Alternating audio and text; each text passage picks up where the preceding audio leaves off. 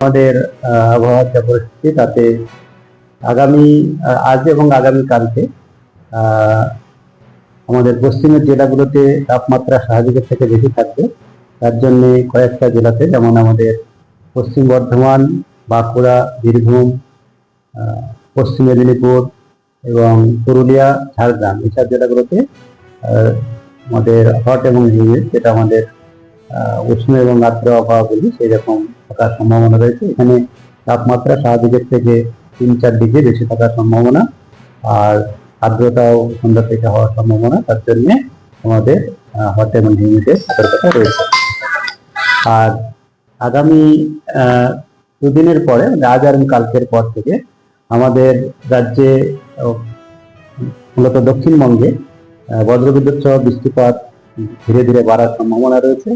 যেমন আমাদের আগামীকাল, আজকেও দু এক জায়গায় হওয়ার সম্ভাবনা রয়েছে। মূলত আমাদের ঝাড়গ্রাম এবং পশ্চিম মেদিনীপুর এইসব জেলাতে হওয়ার সম্ভাবনা রয়েছে। উপরের দিকে আপনার বাঁকুড়া, বীরভূম এবং পশ্চিম বর্ধমান, এইসব জেলাতে কিছুটা সম্ভাবনা সন্ধ্যার দিকে রয়েছে। মানে পশ্চিমের জেলাগুলোতে সন্ধ্যার দিকে কিছুটা সম্ভাবনা বজ্রগর্ভ মেঘ সঞ্চারের সম্ভাবনা রয়েছে। আর আগামীকাল যেটা রয়েছে, আগামীকাল আমাদের ঝাড়গ্রাম, পশ্চিম মেদিনীপুর, বাঁকুড়া, উত্তর চব্বিশ পরগনা এসব জেলাতে রয়েছে কিছু কিছু জায়গায়। তার সঙ্গে সঙ্গে রয়েছে আমাদের বীরভূম, মুর্শিদাবাদ, পূর্ব পশ্চিম বর্ধমান, পুরুলিয়া, নদিয়া, এসব জেলাতেও 40 থেকে 50 পর্যন্ত যেতে পারে। আগামীকাল কিছুটা হবে, 26, 27, 28 এই সময়ে বজ্রবিদ্যুৎ সহ বৃষ্টিপাতের পরিমাণ বাড়তে পারে এবং দমকা হাওয়া হওয়ার সম্ভাবনা রয়েছে। 26, 27-এ 50 থেকে 60 কিলোমিটার পর্যন্ত কয়েকটা জেলায় দমকা হাওয়া যেতে পারে। এই হচ্ছে দক্ষিণবঙ্গের। 29 তারিখে আমাদের নির্বাচন রয়েছে। 29 তারিখেও আমাদের দক্ষিণবঙ্গের যেসব জেলাতে নির্বাচন রয়েছে সেসব জেলাতে বজ্রবিদ্যুৎ সহ বৃষ্টিপাতের সন্ধ্যা বিকালের দিকে সম্ভাবনা রয়েছে। বিক্ষিপ্ত হবেই হবে, তবে সম্ভাবনা রয়েছে। দমকা হাওয়াও 40 থেকে 50 কিলোমিটার পর্যন্ত যেতে পারে। তাপমাত্রা খুব বেশি, যেমন স্বাভাবিক বা স্বাভাবিকের থেকে কিছুটা কয়েক ডিগ্রি জায়গায় কমও থাকতে পারে। উত্তরবঙ্গের জন্য যেটা বলা হয়েছে, সেটা উত্তরবঙ্গে আগামী 24 ঘন্টায় বিক্ষিপ্ত হবে 1-2 জায়গা করে বজ্রবিদ্যুৎ সহ বৃষ্টিপাত, এবং উত্তরবঙ্গে আগামীকাল থেকে বজ্রবিদ্যুৎ সহ বৃষ্টিপাতের পরিমাণ বাড়বে। সেক্ষেত্রে দমকা হওয়ার সম্ভাবনা রয়েছে 50 থেকে 60। দমকা হওয়ার সম্ভাবনা রয়েছে মালদা, উত্তর দক্ষিণ দিনাজপুর এবং জলপাইগুড়ি, দার্জিলিং জেলাতে। বাকি জেলাতে 40 থেকে 50 কিলোমিটার পর্যন্ত যেতে পারে। আর কালকে উত্তরবঙ্গে মূলত রাত্রের দিকেই জলপাইগুড়ি এবং আলিপুরদুয়ারে ভারী বর্ষারও সম্ভাবনা রয়েছে।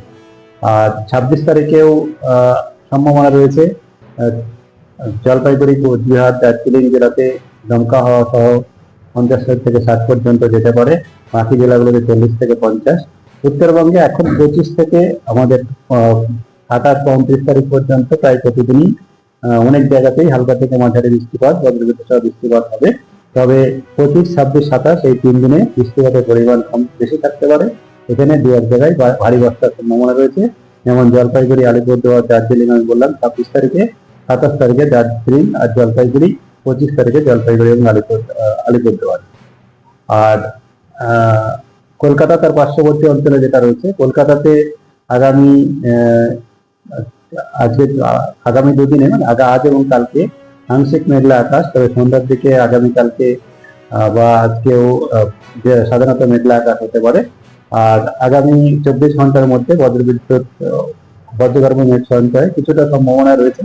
তবে 26, 27-এ কলকাতাতেও সম্ভাবনা রয়েছে বজ্রবিদ্যুৎ সহ বৃষ্টিপাতের, এবং নির্বাচনের দিনেও কলকাতাতে কিছুটা সম্ভাবনা রয়েছে বজ্রবিদ্যুৎ সহ বৃষ্টিপাতের। আর তাপমাত্রা দুদিনের পরে, আজ এবং কালকের পরে তাপমাত্রা ধীরে ধীরে কমবে। সেক্ষেত্রে সব জায়গাতেই স্বাভাবিকের কাছাকাছি এসে যাওয়ার সম্ভাবনা রয়েছে। যেমন এখন আমাদের পশ্চিমের জেলাগুলোতে বেশি তাপমাত্রা রয়েছে, সেটা স্বাভাবিকের কাছাকাছি চলে আসার সম্ভাবনা রয়েছে।